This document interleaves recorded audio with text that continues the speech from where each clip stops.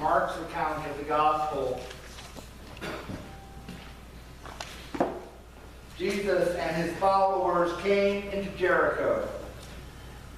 As Jesus was leaving Jericho, together with his disciples and a sizable crowd, a blind beggar named Bartimaeus, Timaeus' son, was sitting beside the road. When he heard that Jesus of Nazareth was there, he began to shout, "Jesus, Son of David, show me mercy." Many scolded him, telling him to be quiet. But he shouted even louder, "Son of David, show me mercy." Jesus stopped and said, "Call him forward." They called the blind man, "Be encouraged, get up. He's calling you." Throwing his coat aside, he jumped up and came to Jesus. Jesus asked him, "What do you want me to do for you?" The blind man said, "Teacher, I want to see." Jesus said, "Go. Your faith has healed you." At once he was able to see, and he began to follow Jesus on the way. This is the word of God for the people of God.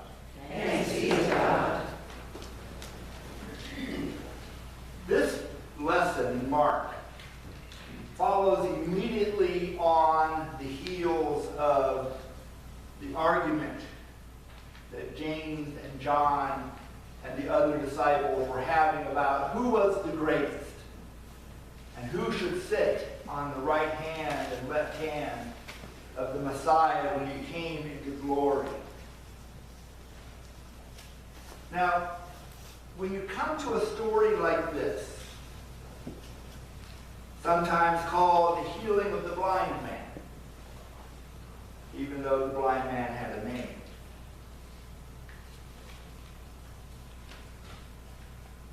I got to wondering, the characters in this story. You have Jesus, his disciples, a sizable crowd, and Bartimaeus. And I wondered, were any of them satisfied with how this turned out? Because I sometimes think that we in the 21st century church, we are both dissatisfied and overly satisfied. This past week has seen a number of troubling events. The people seeking refuge coming up from Central America, described in some circles as would-be terrorists and criminals. Then there was the murder of 2 African American people in a store in Kentucky. Then yesterday's event. 11 of your countrymen murdered in a house of worship. Just like this one.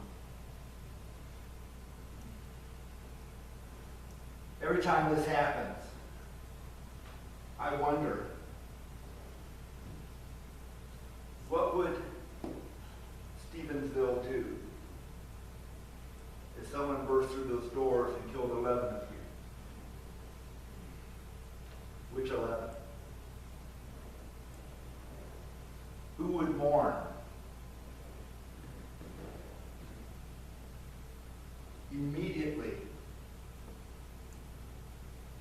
while the smell of gunpowder was still in the air in Pittsburgh, already people started trying to assign blame.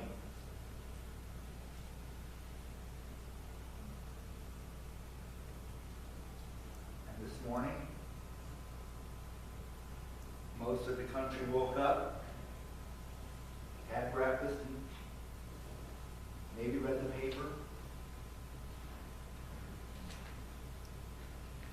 afternoon, some of us will watch football.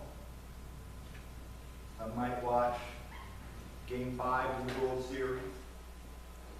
And we'll go back about our life satisfied that everything is as it should be. The four groups that I mentioned, Jesus, the disciples, the crowd, Bartimaeus, each of them had their own take on what happened. Now, Mark does not tell us where Jesus was going. He doesn't tell us how long they had been traveling that day. All we know is that Jesus entered Jericho, and in the next breath, Jesus left Jericho. We don't know how long he was there, what he did, what he said, who he taught. Do you think Jesus was satisfied, or would have been satisfied with Mark's account? Jesus is here, he's gone. The people of Jericho get back to their daily life.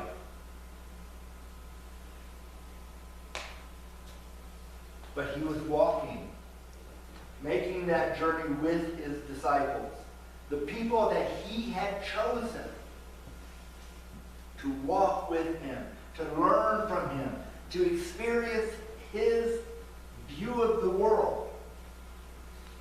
A view that was changing daily those around him. Because when Jesus comes into a community, comes into the presence of people, things happen. There is no other way to look at it. If Jesus is present, you are different. But you have a choice. We'll get to that in a second. Always leave one thing a little bit. The disciples, were they satisfied with what they had learned that day? Had they heard anything that had changed their mind? Had they seen the people around them as anything other than those people? Had they seen them as God saw them? We don't know. Mark doesn't record that. Well, what about the crowd? A lot of people followed Jesus. It wasn't just the 12. A lot of people wanted to know what this miracle worker was all about. Maybe if we get close enough to him, some of that will rub off on us. Do you think the crowd was satisfied that day? Where did they come from? What happened to them after this? Do you think they went to bed that night thinking, this was a good day? Or did they go to bed saying to themselves, gotta look for something better tomorrow? Mark doesn't tell us. Bartimaeus, the son of Timaeus, he was doing something that we have all seen. You go up to Missoula any day of the week, and you will see people at Walmart, over by Target, Costco, any of those stores, some of the major intersections, and you'll see those people with those signs that say, help. How many times have we driven past them thinking, why can't they get a job? Why can't they sit someplace else so I don't have to see them? Why won't somebody do something about this? And we look past them. Or look through them. Bartimaeus was doing that.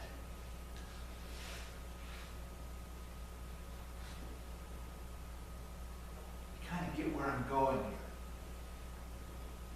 Bartimaeus was doing the exact same thing that each of us has seen in our own country, or in the world, wherever you travel, not just our country. His satisfaction up to this point in his life had been help. Toss me a coin. There was no Social Security, Medicare, Medicaid. There was nothing. If you were hurt or sick or old or infirm, tough. The empire did not care. We'll get another one just like it. That was the attitude. You don't work, you don't eat, you don't count. So getting something from anyone would have made his day wonderful. But he hears that Jesus of Nazareth, that itinerant rabbi, is passing by. And suddenly his worldview gets exploded. Because he recognizes that this rabbi is more. And he wants some of that. Jesus, Son of David, show me mercy.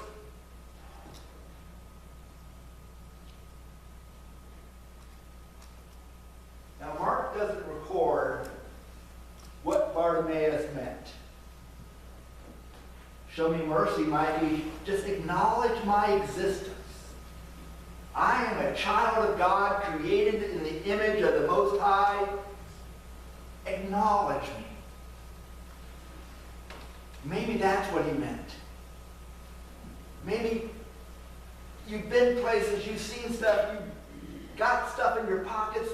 Maybe share a little bit with me.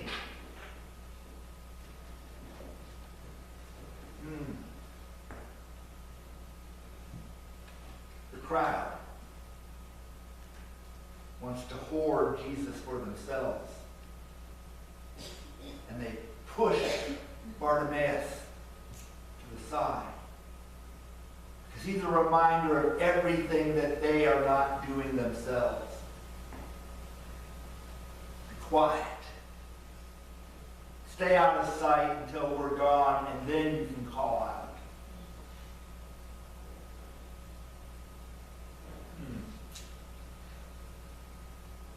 But Jesus is having none of that.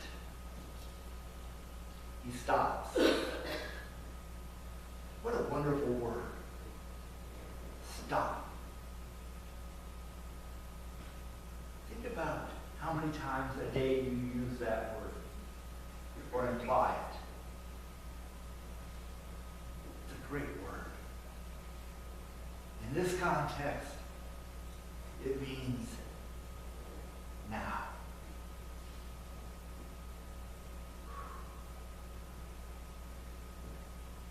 The action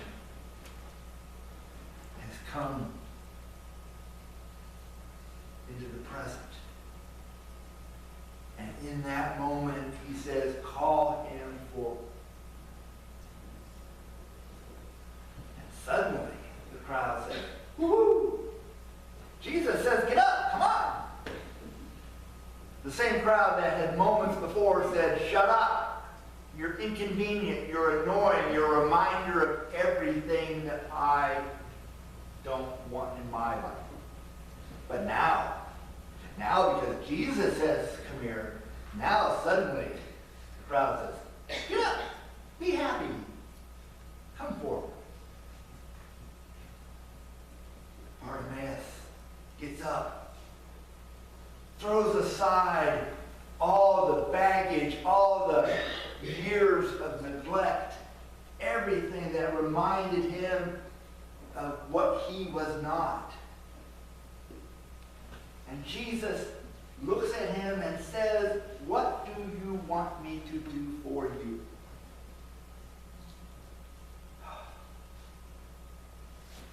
Think about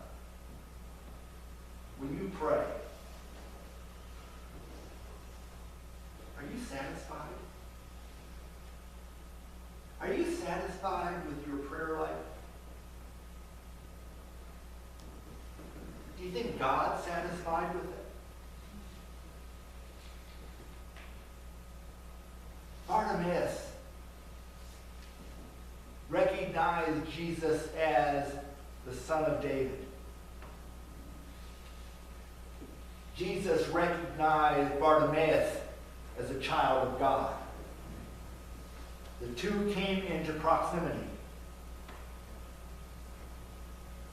What do you want? Teacher, I want to see. Now, on the surface, that's a very innocuous or innocent sounding question. Response, rather. I want to see. Because if I can see, I can work. If I can see, I don't need to depend on anyone else. I can do myself. I can have dignity. I can have value.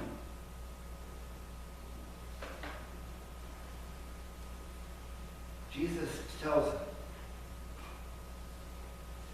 your faith has healed you. Go. Now, the story could have ended there, and it would have been a good healing story. It probably still would have made Mark's account, and we would still be talking about it this morning. But then something happens. Bartimaeus, who got what he asked for, the scene has shifted. He follows Jesus on the way. Do you notice the difference between what happened here and in the prayer life or the spiritual journey that most of us are on? Oh, we recognize God. We even ask God for stuff. Heal me, bless that, thank you for this. And then when we're done, we close the prayer book, put it back on the shelf, and go about our business as if nothing had happened. But Bartimaeus asked God for something to be made whole. Jesus says, you are whole. And then Bartimaeus, instead of going back to what he had been dreaming about for years, goes forward with Christ. That's the difference. That's the miracle for me in this story.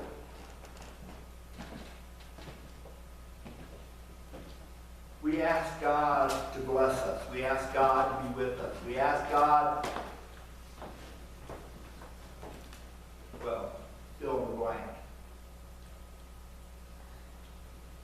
But do we expect God to do anything?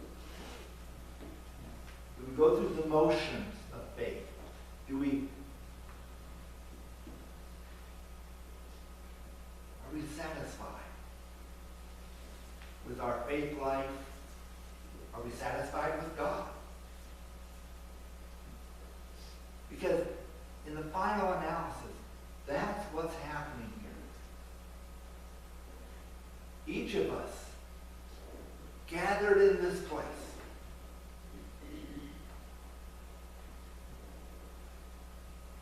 we can do something when Jesus comes onto the scene. We can ignore him. We can ask him for superficial things.